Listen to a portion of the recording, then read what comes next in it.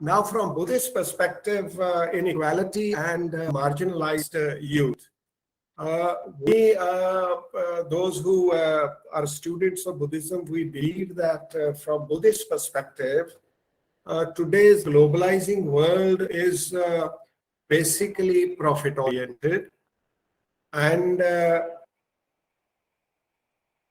as a result, in this world, the resources and the capital of the world is getting more and more unequally divided.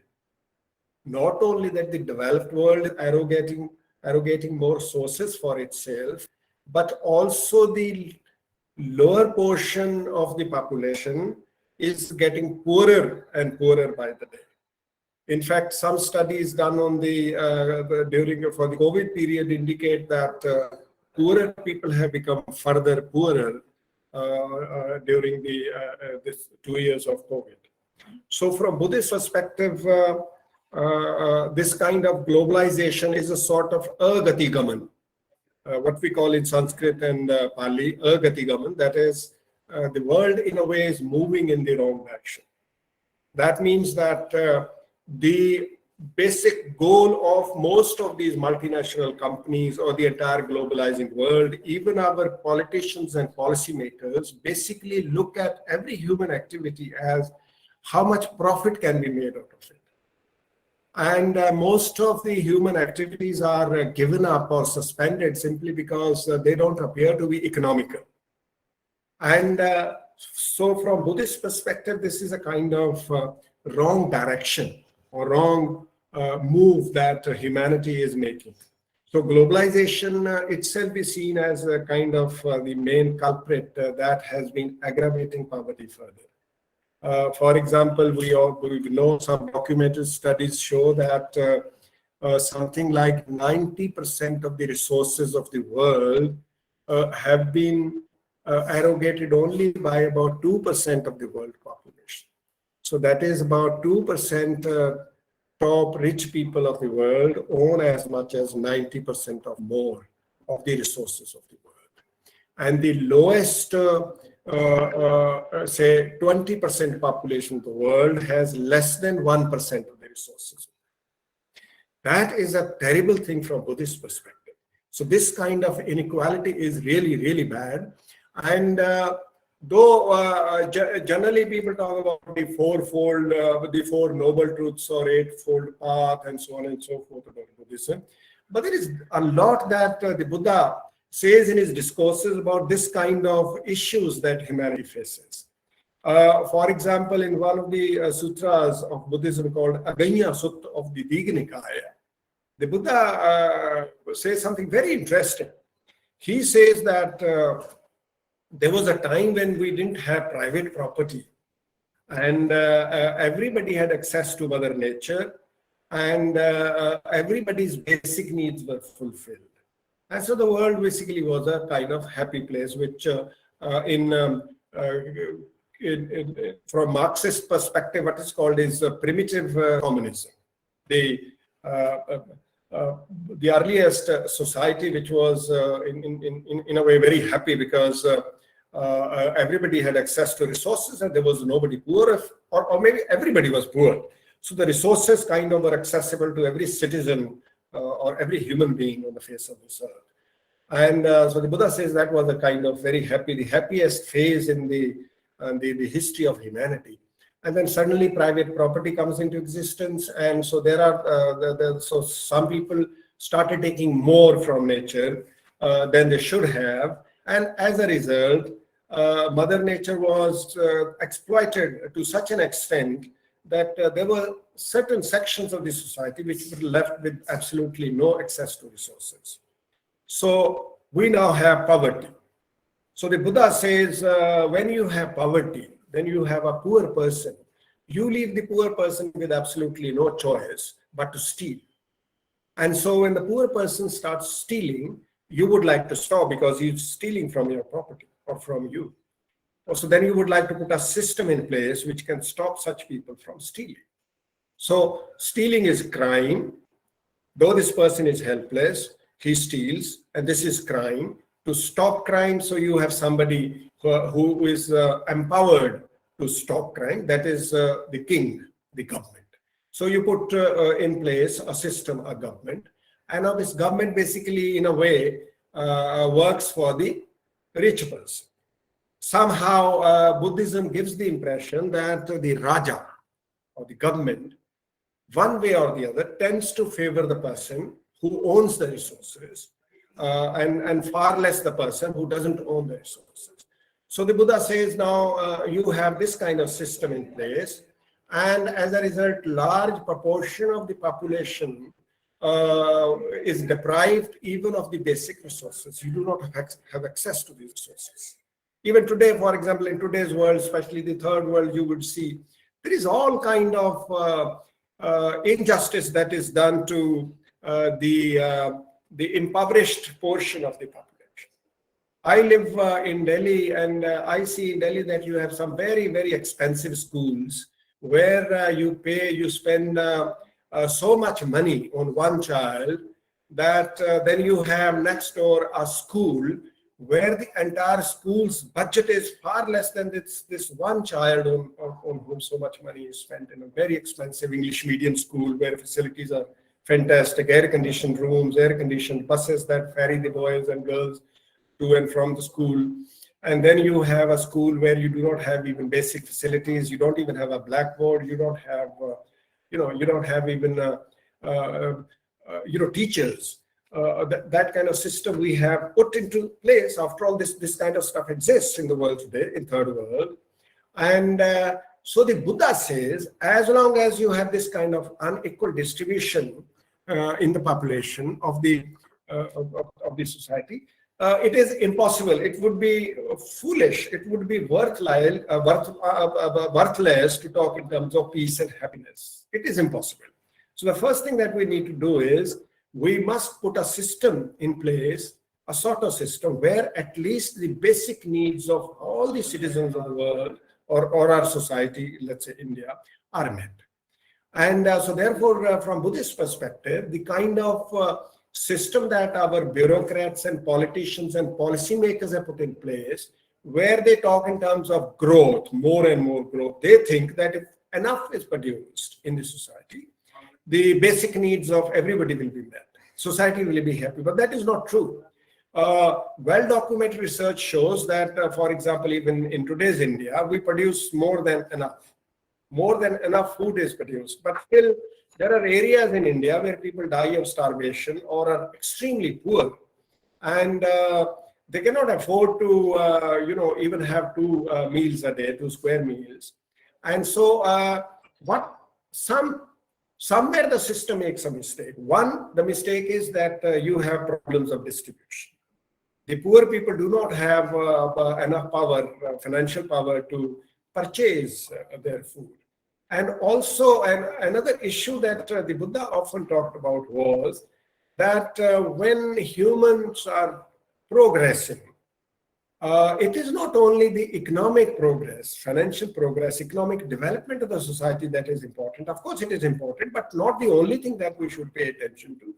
Along with this, the moral development of the society. Society must have some moral values. And it is here that the youth come into sort of picture.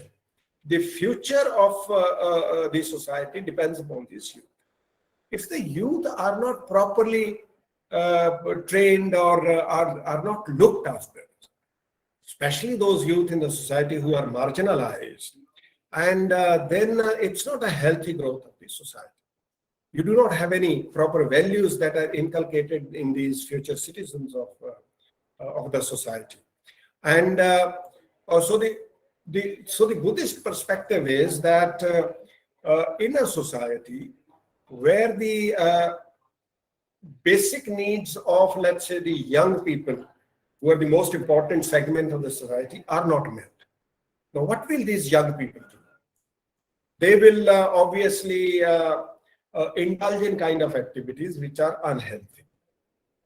And if their basic needs are met, in fact, it's not possible for these young boys and girls to become wholesome, healthy citizens of the world.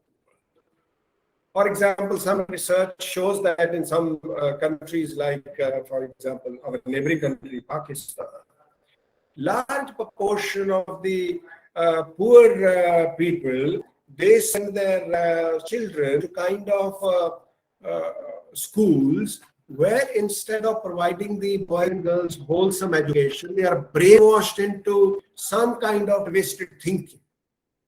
And as a result, you have all kinds of problems, particularly the kind of problems relating to terrorism Pakistan is facing, or the entire third world is actually facing.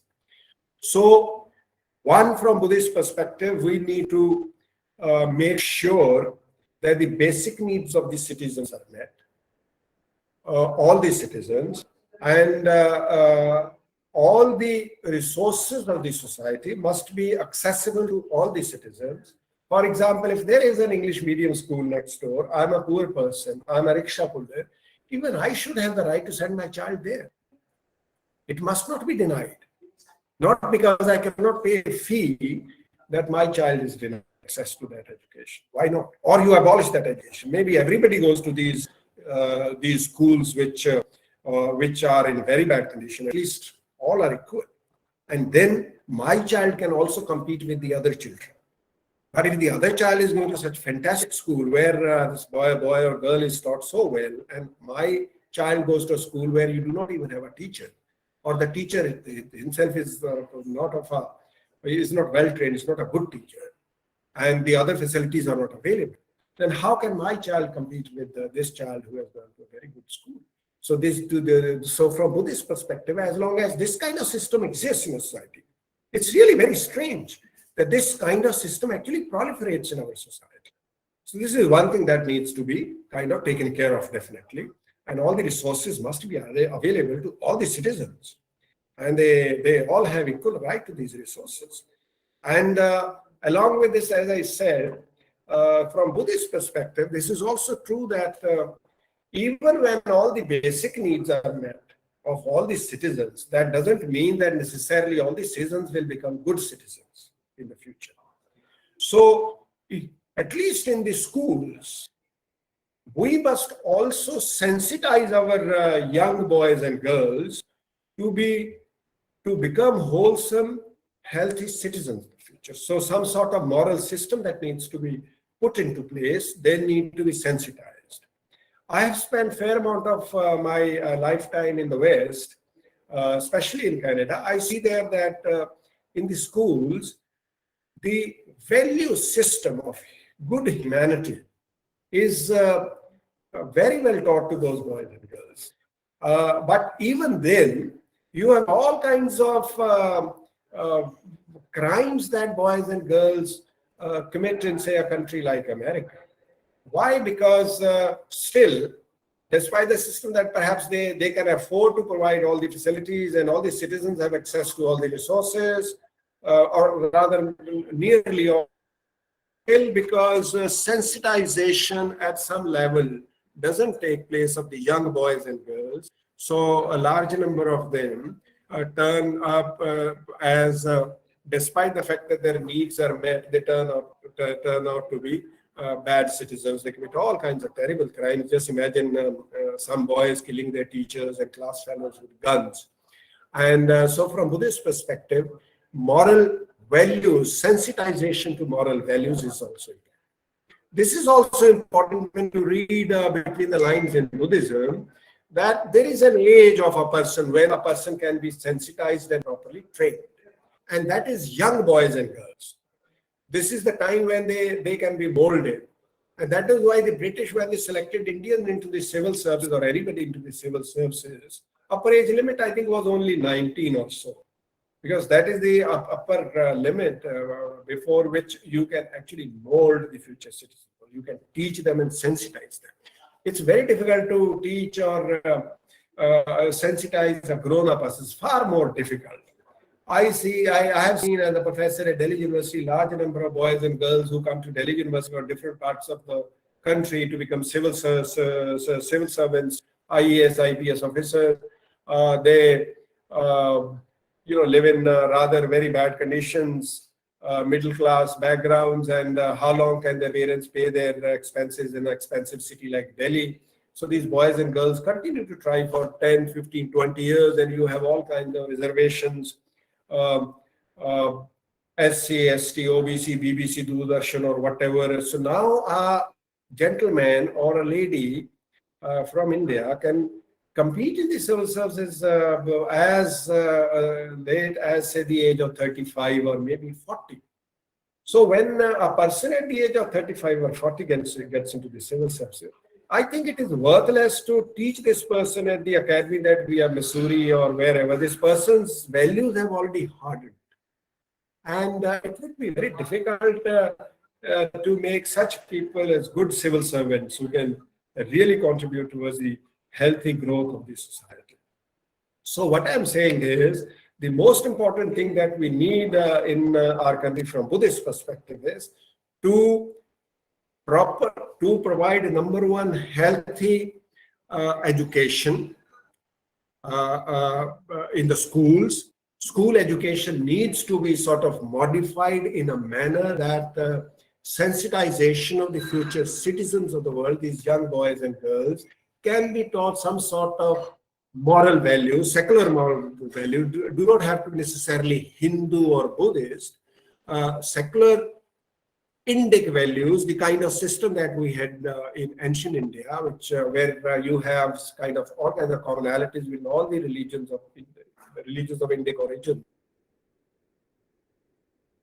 I am kind of little on the Hindutva side, so from my perspectives, perhaps the Sanatana Dharma value, which includes Buddhism, Jainism, Sikhism, and in this kind of system, the kind of values that we have,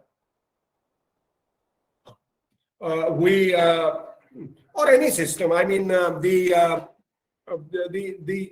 the scholars who have shown concern for sensitization of the youth of the country, say some sort of education system which is not exactly based on one particular religion, secular values, where the idea is to sensitize these young men and women about the values of humanity. What kind of values? Now, because I'm talking about Buddhism, let me tell you from Buddhist perspective, what Buddhism talks about such value system, what kind of things Buddhism talks about. For example, well-documented research shows that Buddhism, for example, particularly emphasizes plurality. The Buddha again and again used to say that a person who believes that his or her faith is the best, the other faiths are junk or bad or not as good, this person itself has a problem. The Buddha wouldn't even accept such people as his disciples. The Buddha used to say, you may find the way that I have laid for you as useful, and it is quite possible that another person or another system has even a shorter path in mind. They have their own paths to reach happiness or to reach their goals. And it's perfectly all right. So Buddhism is a very, very plural religion. During my academic career, I have seen and attended hundreds of conferences on interfaith dialogue. Every friend of mine from Islam or Christianity or Sikhism or Jainism says very nice things about their religions. And I understand and I believe that they're also very good religions. Islam also has mercy and compassion and sharing and everything good, fantastic. But the question is, if Islam is good, Christianity is good, Buddhism is good, Hinduism is good, then why do we keep on quarreling and killing each other in the name of religion? The Buddha's answer is that first of all, we need to be sensitized and we need to understand plurality, that all faiths are good. There is nothing wrong in that. And the trouble only starts when you start believing that your faith is the best, the other faith is useless. And so therefore the other people must be converted or must be discriminated against, and so on and so forth. So one very beautiful thing that I have found in Buddhism is plurality. Not indulging in ninda of the religion of the others. The other thing is sharing. The Buddha time and again talks about in different discourses that he delivered that you, whenever and wherever you have surplus, you can spare something. You must share it with those people who need it. So that also is extended further. For example, if I eat 4 chapatis and I go to my university with 4 chapatis, so I eat 4 chapatis at lunch, and then I see another person who doesn't have any food at all, is hungry. From Buddhist perspective, it is expected of me to share my food with him, at least give him or her 2 of my chapatis. Share. So sharing is very important from Buddhist perspective. And so the resources get unequally divided and get accumulated in only a small portion of the population, because some of us are so very selfish that we take more and accumulate more than we really need. To be happy in life, you do not have to accumulate so much wealth. To be happy, if your basic needs are met, I think it's kind of more than enough. And so this is, from this perspective, another problem.